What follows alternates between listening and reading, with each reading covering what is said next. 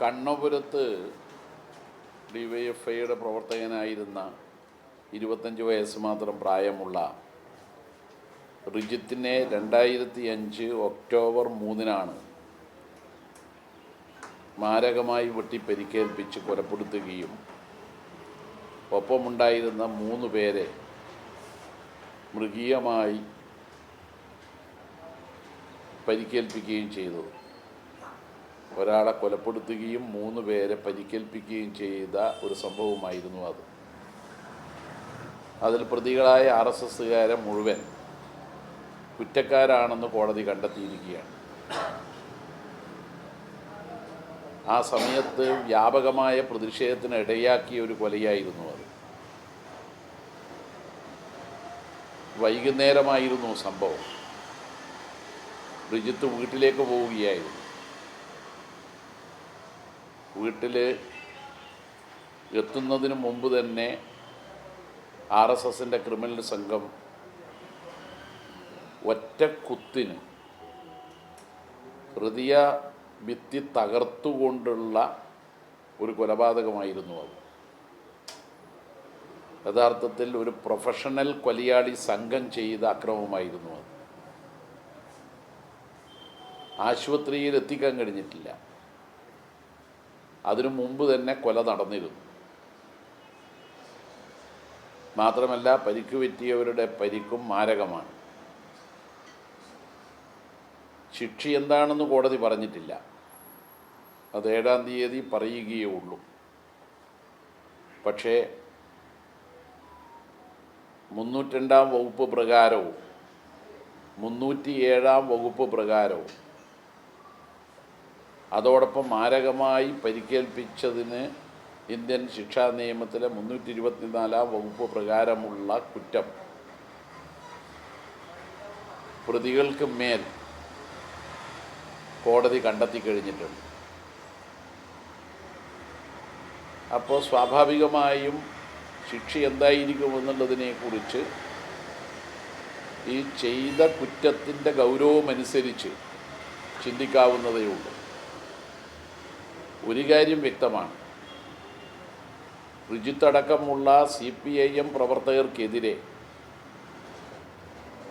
കോൺഗ്രസിൻ്റെയും BJPയുടെയും SDPIയുടെയും ലീഗിൻ്റെയും RSSൻ്റെയും criminal സംഘം ക്രൂരമായി വേട്ടയാടുകയും കൊലപ്പെടുത്തുകയും ചെയ്തിട്ടുണ്ട്.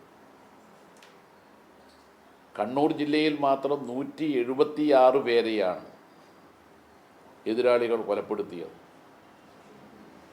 കേരളത്തിലാകെ 596 പേരാണ് കമ്മ്യൂണിസ്റ്റുകാരായതിൻ്റെ പേരിൽ ശത്രുക്കൾ കൊലപ്പെടുത്തിയിട്ടുള്ളത്. കമ്മ്യൂണിസ്റ്റ് പാർട്ടിയുടെ ആദ്യത്തെ രക്തസാക്ഷികളാണ് അബുമാസ്റ്ററും ചാത്തുക്കുട്ടിയും. ഏറ്റവും ഒടുവിലായി 3 ദശകത്തോളം വെടിയേറ്റതിനെ തുടർന്ന് കിടക്കപ്പായിൽ കിടക്കേണ്ടി വന്നിട്ടുള്ള പുഷ്പൻ വരെയുള്ള 596 പേർ. ഇത്രയും പേരെ കൊലപ്പെടുത്തിയ ശത്രുക്കൾ ഇന്നിപ്പോൾ കമ്മ്യൂണിസ്റ്റുകാർക്കെതിരായിട്ടാണ് പ്രചാരവേല നടത്തുന്നത്. കമ്മ്യൂണിസ്റ്റുകാർ അക്രമകാരികളാണ് എന്ന് പറഞ്ഞുകൊണ്ടുള്ള പ്രചാരവേല. ഇപ്പോൾ കമ്മ്യൂണിസ്റ്റുകാരെ കൊലപ്പെടുത്തിയാൽ അവർ പുഴുക്കളെപ്പോലെ മരിക്കാൻ വിധിക്കപ്പെട്ടവരാണ് എന്ന ഒരു ചിന്ത ജനങ്ങളിൽ എത്തിക്കത്തക്ക നിലയിലാണ് കമ്മ്യൂണിസ്റ്റ് വിരുദ്ധന്മാരെല്ലാം ഇത്തരം പ്രചാരവേല നടത്തുന്നത്. കേരളത്തിൽ വർഗീയതക്കും മനുഷ്യൻ്റെ ജീവൽ പ്രശ്നങ്ങളെ അടിസ്ഥാനമാക്കിയും ഒക്കെ നടത്തുന്ന വർഗീയതക്കെതിരായി നടത്തുന്ന പോരാട്ടത്തിൻ്റെ ഫലമായിട്ട് ജീവൻ ബലിയർപ്പിക്കേണ്ടി വന്ന നിരവധി പേർ നിലനിൽക്കുമ്പോൾ CPMനെതിരായി അപവാദങ്ങൾ പ്രചരിപ്പിക്കുന്നവരോട് ഞങ്ങൾ ചോദിക്കുന്ന ഒരു ചോദ്യം, റിജിത്തും മനുഷ്യനാണ്, 25 വയസ്സ് പ്രായമുള്ള ചെറുപ്പക്കാരനാണ്. ആ റിജിത്തിനെയാണ് 2005-ൽ 19 വർഷം മുമ്പ് വീട്ടിലേക്ക് പോകുന്ന വഴിമധ്യയെ ക്രൂരമായി കൊലപ്പെടുത്തിയത്. പിതാവും മാതാവും അടക്കമുള്ള കുടുംബം റിജിത്തിൻ്റെ വരവും കാത്തിരിക്കുമ്പോൾ പിന്നീട് ചേതനയേറ്റ ശരീരമാണ് ആ വീട്ടിലെത്തുന്നത്. അതുകൊണ്ട് റിജിത്തിൻ്റെ കൊലക്കുത്തരവാദികളായ ആളുകളുടെ പേരിൽ കുറ്റക്കാരാണെന്ന് കണ്ടെത്തിക്കൊണ്ട് ശിക്ഷ വിധിക്കാനിരിക്കുന്ന ഈ കാലത്ത് ആ കോടതി വിധി നമ്മുടെ നാട്ടിലെ ജനങ്ങൾ, പ്രത്യേകിച്ച് റിജിത്തിനെ അറിയാവുന്ന ജനങ്ങൾ, അർഹതപ്പെട്ട ക്രിമിനൽക്കുള്ള ഒരു ശിക്ഷയായിട്ടാണ് കോടതി വിധിയെ കാത്തിരിക്കുന്നത്. അതിൻ്റെ ആദ്യ വിധിയാണ് അവർ കുറ്റക്കാരാണെന്ന് കണ്ടെത്തിക്കൊണ്ട് കോടതി പറഞ്ഞിട്ടുള്ളത്.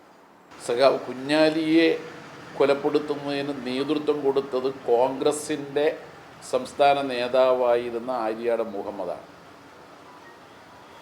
MLA ആയിരുന്ന അബ്ദുൽ ഖാദറിനെ കൊലപ്പെടുത്തുന്നത് കോൺഗ്രസിൻ്റെ ഉയർന്ന നേതൃനിരയിലുള്ള ആളാണ്. അപ്പോൾ ഇതുപോലെയുള്ള സംഭവങ്ങൾ ഉണ്ടാവുന്നുണ്ട്.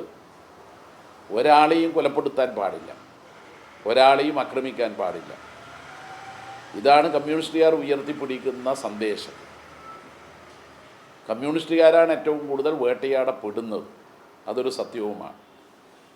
അതുകൊണ്ട് കമ്മ്യൂണിസ്റ്റുകാരായാലും ശരി, ഇതര രാഷ്ട്രീയ പാർട്ടിയിൽപ്പെട്ടവരായാലും ശരി, ഒരാളും ആക്രമിക്കപ്പെട്ടുകൂടാ എന്നുള്ളതാണ് എല്ലാ രാഷ്ട്രീയ പാർട്ടികളും സ്വീകരിക്കേണ്ട സമീപനം.